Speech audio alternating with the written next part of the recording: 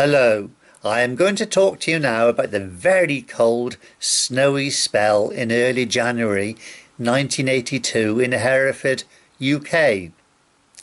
Now, this spell was of course preceded by the coldest December since 1890, with a central England temperature of only plus 0.3 degrees centigrade, and which no doubt laid the foundations for this severe January snow event which was to follow.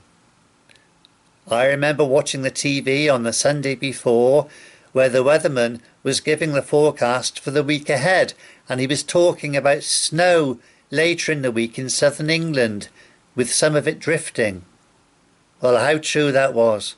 Spot on. Anyway, it started snowing in Hereford on the Thursday night, the 7th of January, and it snowed and snowed heavily without a break until the Saturday afternoon. I remember laughing as I heard Terry Wogan on the radio with his sometimes dry sense of humour say that Wales is closed for the day. I thought that was really funny.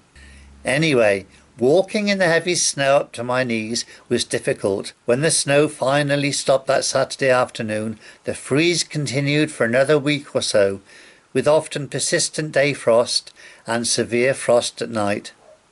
Oh, and I remember one day during this spell, after the snow had stopped, finding on my outdoor thermometer in the garden that the temperature one day did not rise above minus 7.5 degrees centigrade.